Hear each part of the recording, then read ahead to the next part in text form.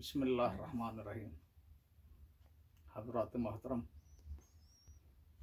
جس طرح آپ سب کو پتہ ہے میری صحت کے بارے میں 7 مہینے سے بستر پر ڈھیر ہوں اور آنکھوں کا آپریشن کے بعد تو پڑھ بھی نہیں سکتا قریب کا،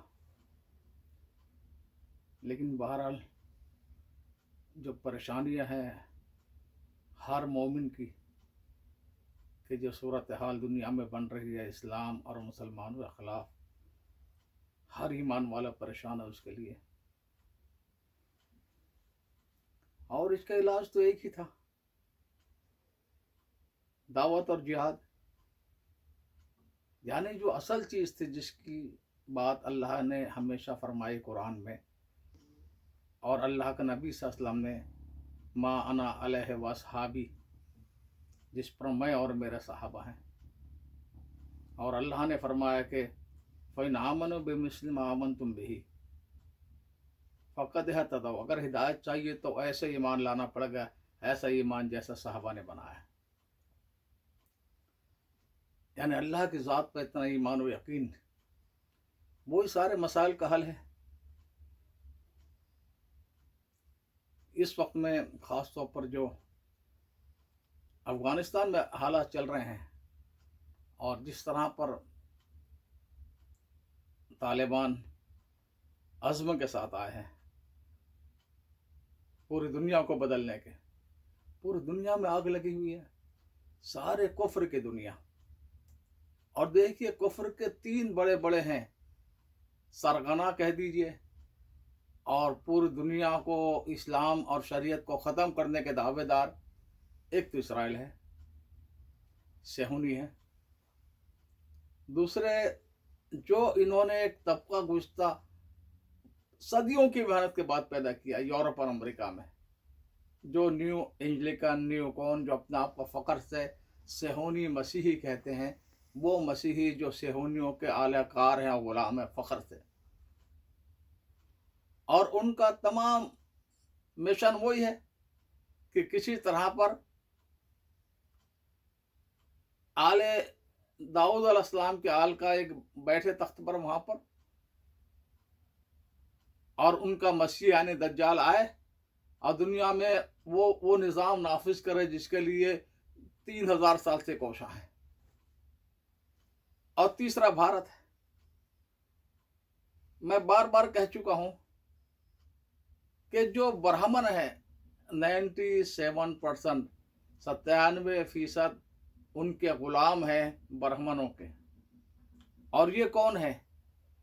یہ جب آریہ آئے تو ان کے ساتھ مکس ہو کر بنی اسرائیل کے جو 12 قبائل تھے، جب آزاد کیا بخت نصر کے بعد، بخت نصر تو غلام بنا کر لے کر گیا، 100 سال تک عراق میں بابل میں غلام رکھا، پھر سائرس اعظم نے رحم کھا کر چھوڑ دیا، تو 2 قبیلے فلسطین آئے اور 10 جو ہے وہ دنیا میں پھیلے، تو انہی میں سے کچھ لوگ بھارت میں داخل ہو گئے اور اپنی عیاری، مکاری، بدماشی اور چالاکی کی وجہ سے حاوی ہو گئے، اصل باشندوں کو یا تو مار کے ساؤتھ انڈیا میں بھگا دیا، یا تو انہیں شودر اور غلام بنا لیا، یا پہاڑوں اور جنگلوں میں بیچارے بھاگ گئے آدی باسی۔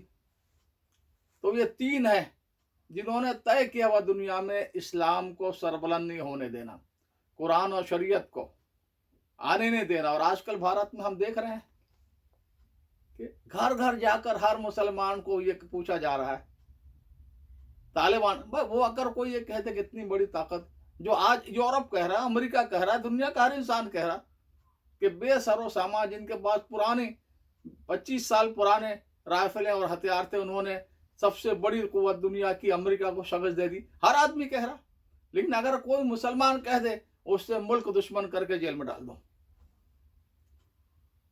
کوئی یہ کہہ دے قرآن و سنت تو پوری انسانیت کے فائدے کے لیے۔ دیکھیے قرآن و سنت کیا ہے؟ قرآن و سنت یہ ہے کہ پوری انسانیت میں امن قائم ہو اور پوری انسانیت کو برابری کا درجہ ملے۔ آپ دیکھیں گے کہ حضور اکرم صلی اللہ علیہ وسلم نے جب ایمان کی دعوت دینی شروع کی اور جن مرحلوں سے گزر کر پھر فتح مکہ ہوا، اس کے بعد آپ کے صحابہ ساتھیوں نے دو سپر پاور تھی، رومن امپائر، پرشین امپائر، دونوں کو قدموں سے رون دیا، اور پوری آباد دنیا اس زمانے کی، ایشیا اور افریقہ کا اکثر علاقہ، اور پھر پہلی صدی میں ہی یعنی یورپ میں مسلمان آ گئے، اسپین، اور صرف اسپین نہیں، فرانس تک آ گئے اور مختلف یورپ کے علاقوں میں چھا گئے۔ تو اگر کسی عالم سے آپ پوچھیں، آج کے جاہل مولویوں کی بات نہیں کر رہا میں، عالم سے پوچھیں تو کہے گا اسلام کے مقاصد چار ہیں: انسانیت کی جان کی حفاظت، مال کی حفاظت، نسب کی حفاظت، اور آبرو کی حفاظت۔ اور یہ کی گئی تقریباً 900 سال تک۔ یہ ہوا کہ جب تک اسلام چھایا رہا دنیا پر، ہر انسان محفوظ تھا۔ یہ اسلام کے مقاصد بیان کر رہا ہوں میں، صرف مسلمانوں کی نہیں، غیر مسلموں کی بھی، جہاں تک ہمارا بس چلے، انسان، پوری انسانیت کی حفاظت، کہ کسی کی جان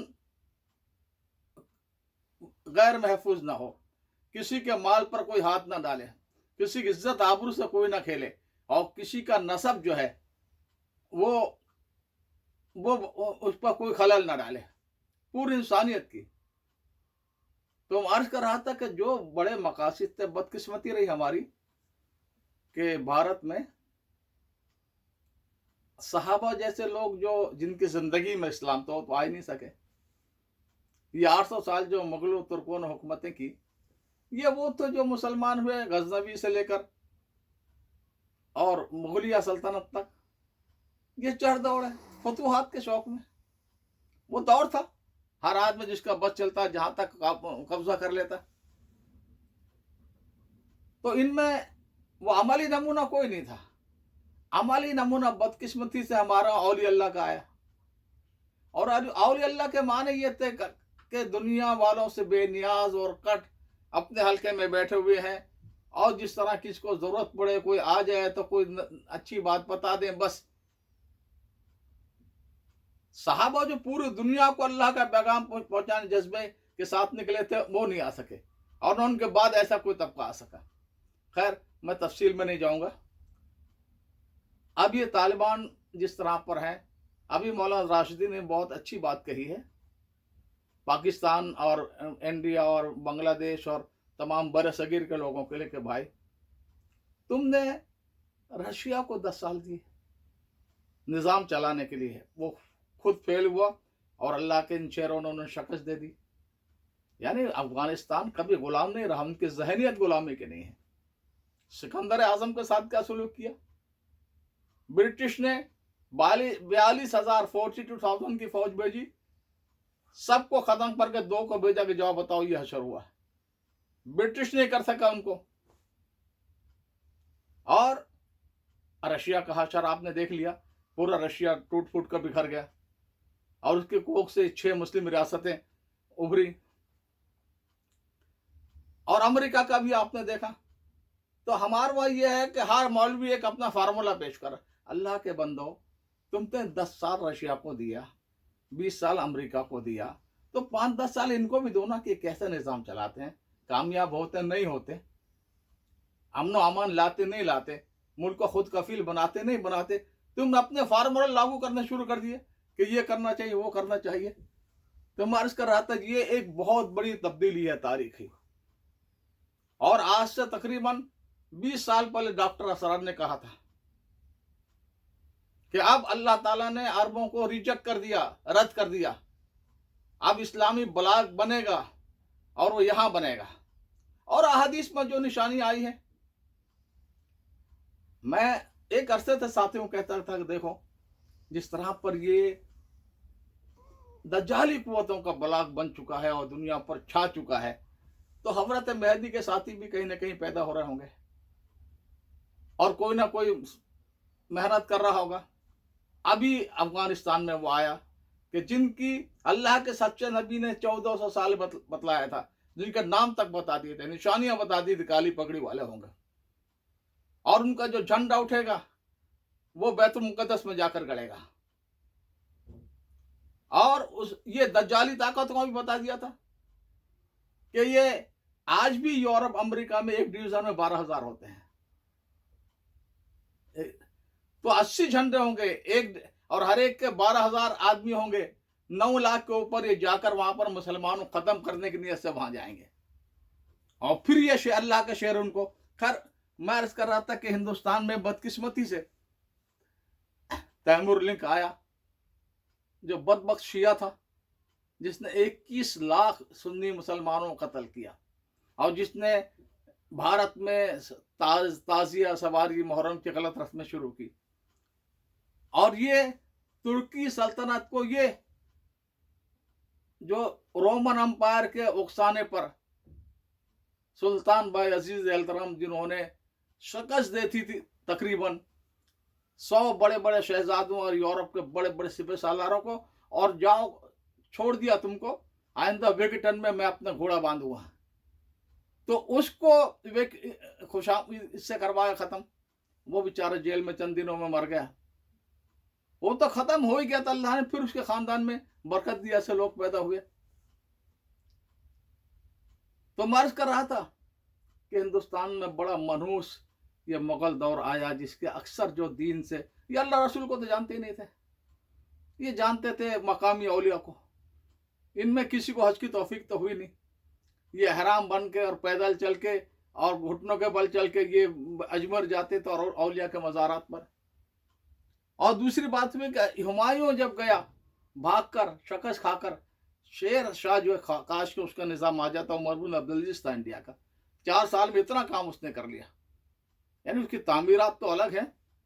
उसने जो मेन रोड बनाई थी पिशावर से लेकर कलकत्ते तक की, और सायेदार दरख्त लगाए, और मुसाफिर खाना हर चंद मील पर खोला, और हर एक को पानी खाना हर मुसाफिर को इंतज़ाम किया। उसके बड़े बड़े कारनामे हैं। तो जब ये भाग कर पहुंचा था वहां पर इसने शी मजहब कबूल कर लिया हुमायूं ने। वो दहाकर मर गया। उसका जो सबसे बड़ा था बैरम खान, जो अतालिक उसको तरबियत देने वाला, अकबर तो 10-12 साल का था, उसने पहला इस्लाम शिया लाया, शेख गदाई। और उसने आकर क्या किया, उसने आकर शी मजहब के मुताबिक फैसले शुरू किया, और पहले शर्त लगा दी कि मैं एक मजहब अइम्मा अरबा के ताबे रहूंगा। अबू हनीफा, मालिक, शाफी, अहमद अपनी शीयत के मुताबिक फैसला करता, और ज़हीन आदमी तब बता देता कि फला ये इमाम मालिक, अहमद बिन हम्बल या फला के करीब है ये। तो ये बहरहाल एक लंबी दास्तान, अभी मुझे इसकी ज़रूरत नहीं। तो ये मनहूस निज़ाम था, कुरान और सुन्नत का निज़ाम जो पैदा हुआ, शुरू हुआ हज़रत शाह मुहद्दिस दहली को अल्लाह ने तौफीक दी। कब्र पर इससे सिवा कुछ नहीं था हिंदुस्तान में, और उन्होंने फिर कुरान और सुन्नत और सीरत और सहाबा की दावत शुरू की। चारों बेटों ने ज़िंदगी भर इस पर मेहनत की, और शाह अब्दुल अजीज़ जो असल हैं और जो सबके गोया मुरब्बी हैं, इन्होंने एक टीम तैयार की, सैयद अहमद शहीद और इस्माइल शहीद, जिन लोगों ने फैलाया दुनिया में, यानी बड़े सगीर में तौहीद और सुन्नत को। बात लंबी नहीं करना चाहता। वहाँ पर जब ये हज के लिए जाने लगे तो हर पड़ाव पर हज़ारों लोग जमा होते थे, तौबा करते थे। कलकत्ते में जुआ खाने बंद, शराब खाने बंद, मस्जिदें भर गई, लाखों आदमी बिदात से और सैकड़ों आदमी शिया से तौबा कर रहे, रावजिया से। और फिर आखिरी जो सफ़र हुआ बालाकोट में, जहाँ शहीद भी है, उसमें पहला पड़ाव था लखनऊ टीले वाली मस्जिद में। शियत के रद में अल्लाह का शेर गरजता रहा। हुकूमत शियों की थी, उन्होंने चैलेंज किया कि तोप से उड़ा देंगे। फरमाया कल ईदगाह में बयान होगा और 100 तोपें लेकर आ जाओ, और जब तक मैं रहूँगा इसी मौजू पर बात करूँगा, यानी शियत के रद में। इस्लाम के लिए सबसे बड़ा नासुर तो यही है ना। वो तो अल्लाह का शुक्र, अल्लाह ने हिफाजत का वादा किया था। जिस तरह पर आप कोई सी एनसाइक्लोपीडिया उठाकर देख लें तो आपको मसीहियत, क्रिश्चियनिटी क्या मिलेगी आपको। सेंट पॉल जो एक रोमी बाशिंदा था,